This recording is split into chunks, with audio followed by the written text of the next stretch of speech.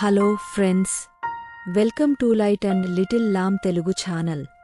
ఈ ఛానల్ ద్వారా మనం చరిత్ర మరియు విశ్వాసం యొక్క అత్యంత అద్భుతమైన బైబిల్ సన్నివేశాలను తెలుసుకుంటున్నాము.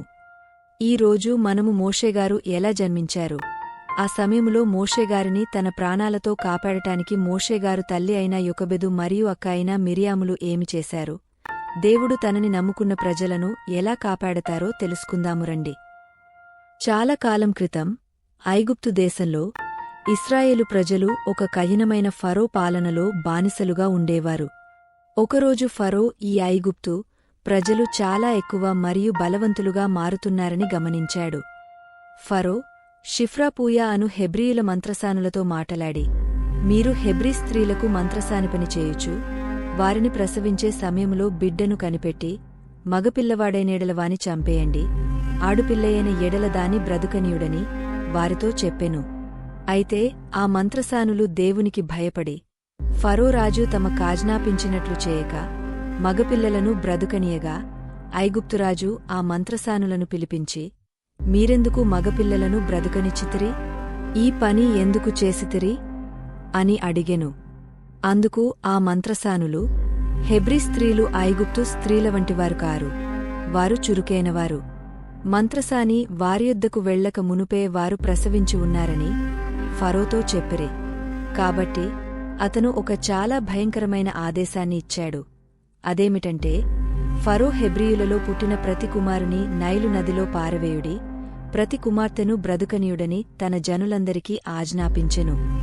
ఈ భయంకరమైన సమయంలో ఒక ధైర్యవంతురాలైన హీబ్రూ మహిళ ఒక అందమైన బాబుకి జన్మనిచ్చింది.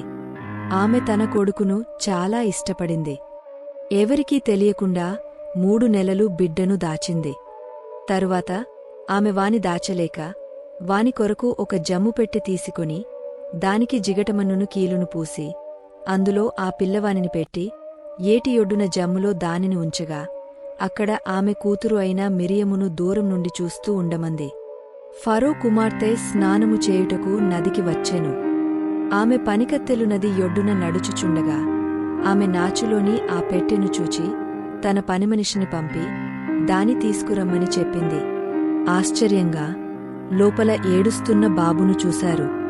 ఆమె బాబుపై దయ చూపించి ఆ బాబుని చూసి హీబ్రూ అయినప్పటికీ అతనిని దత్తత తీసుకోవాలని అని అనుకుంది. మిరియాము దీన్ని గమనించి రాజకుమార్తె దగ్గరకు వచ్చి ఒక ఆలోచనను చెప్పింది. ఈ పిల్లవాని పెంచుటకు నేను వెళ్లి హెబ్రీ స్త్రీలలో ఒక దాదిని పిలుచుకొని రానా అనెను. అందుకు ఫరో కుమార్తె వెళ్ళుమని చెప్పగా ఆ చిన్నది వెళ్లి ఆ బిడ్డ తల్లిని పిలుచుకొని వచ్చెను. ఫరో కుమార్తె ఆమెతో, ఈ బిడ్డను తీసుకొని పోయి నాకొరకు వానికి పాలిచ్చి పెంచుము, నేను నీకు జీతమిచ్చెదనని చెప్పగా ఆ స్త్రీ ఆ బిడ్డను తీసుకొని పోయి పాలిచ్చి పెంచెను. ఆ బిడ్డ పెద్దవాడైన తరువాత ఆమె ఫరో కుమార్తె యొద్దకు అతని తీసుకొని వచ్చెను. అతడు ఆమెకు కుమారుడాయెను. ఆమె నీటిలో నుండి ఇతని తీసితినని చెప్పి అతనికి మోషే అను పేరు పెట్టెను.